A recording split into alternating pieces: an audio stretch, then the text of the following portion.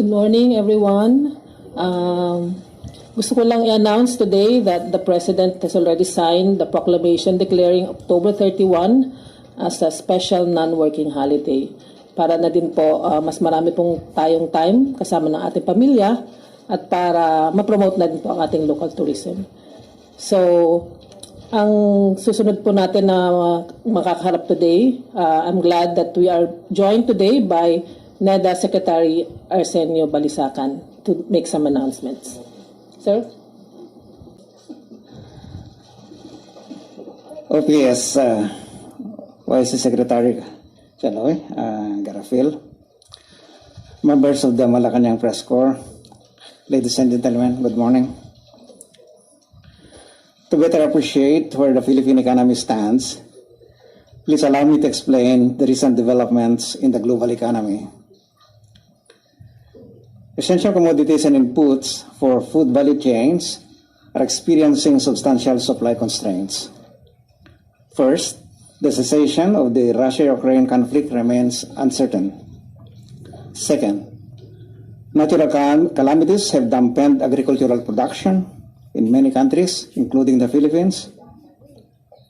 As a result, inflation has remained persistently high globally, driven by rapid price increases in food, transportation, and energy. The Philippines and our Asian neighbors are not spared from these trends.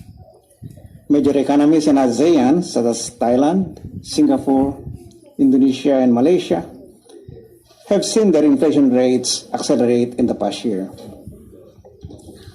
The United States has also been trying to rein in inflation at a 40-year high.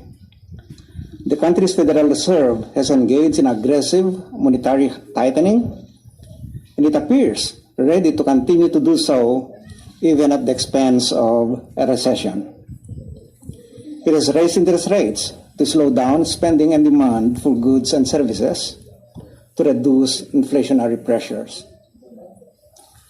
These developments have given rise to predictions of slowdowns or possible recessions in major developed economies and trading partners such as the United States, members of the European Union, and China.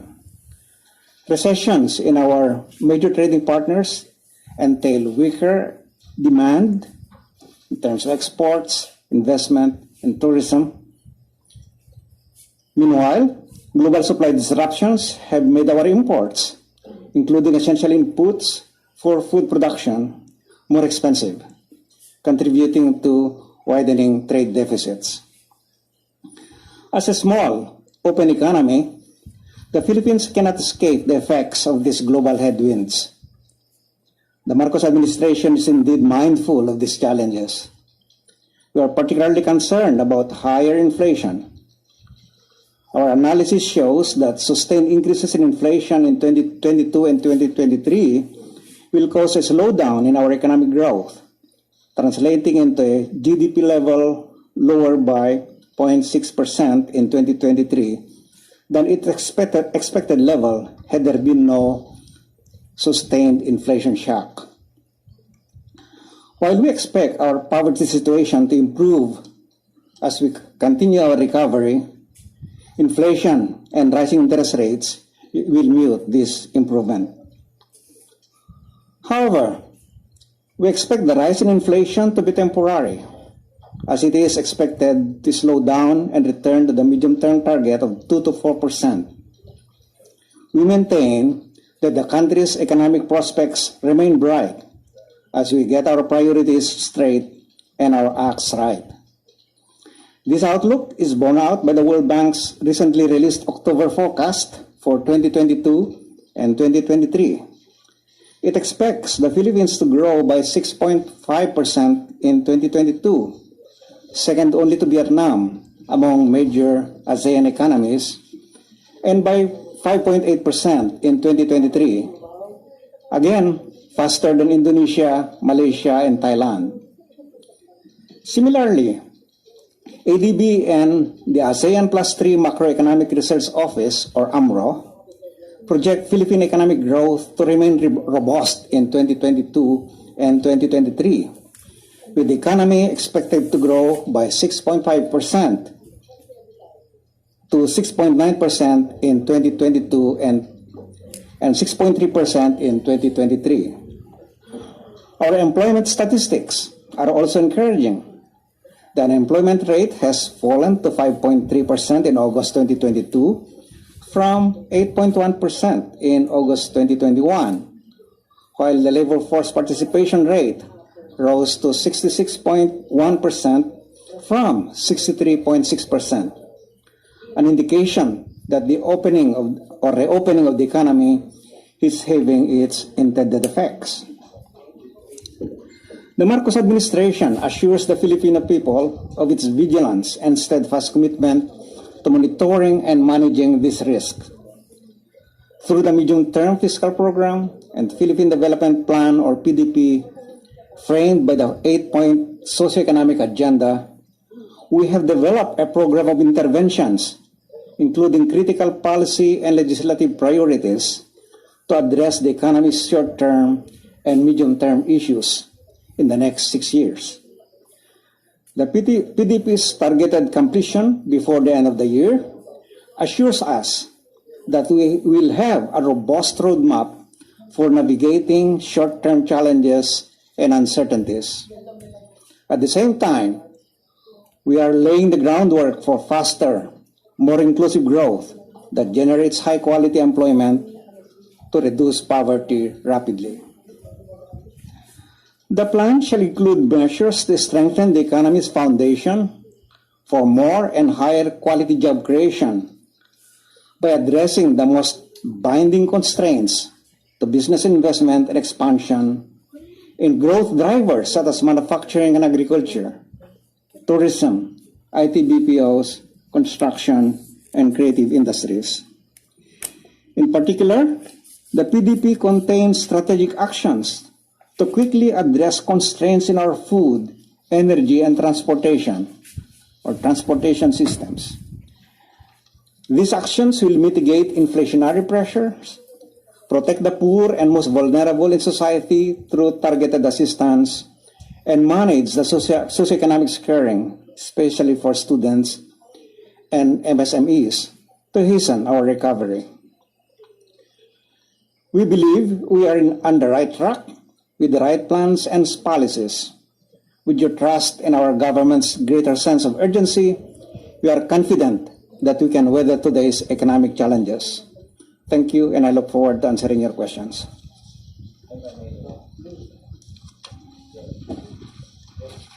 Secretary, good morning. Pwede mong malaman ano yung usapan ng economic team ngayong umaga with President Marcos?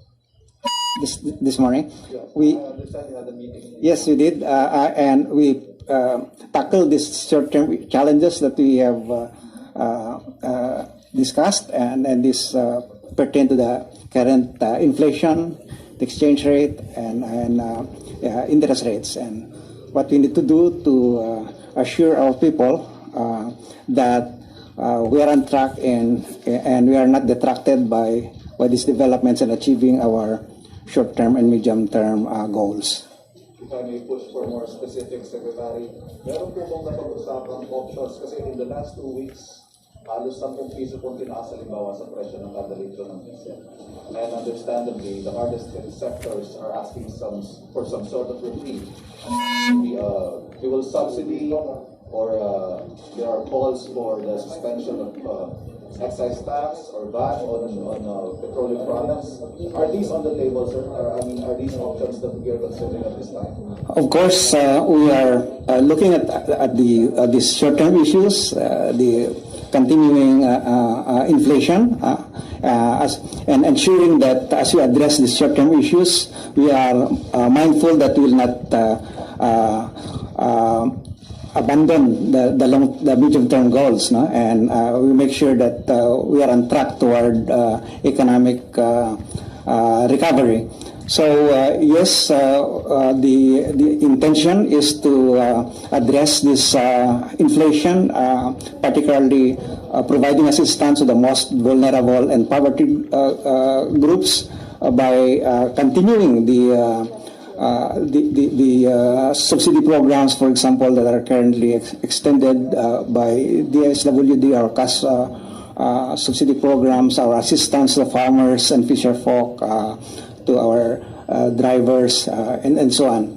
But most importantly, we are monitoring also the developments closely so that we can also deploy our monetary tools, like the interest rate, for example, and how we can intervene in the financial market to tame these, including the depreciation of the peso. No? But again, as we do seek for solutions to the short-term challenges, we are very careful that we do not compromise our medium-term goals, which is to put the economy to a higher growth trajectory so that we can achieve more jobs, high-quality jobs, and reduce poverty rapidly. That's the overall architecture of the plan. Hi sir, magandang umaga po. Sir, dun sa meeting na pag-usapan din po ba yung POGOs and whether it is economically viable to stop its operations given na marami pong mga calls for them to stop their operations in the Philippines? No, we did not. We just focus on the on this very crucial issue on inflation, which our majority of our farmers, our population are facing. Right, sir. Thank you po. Good morning.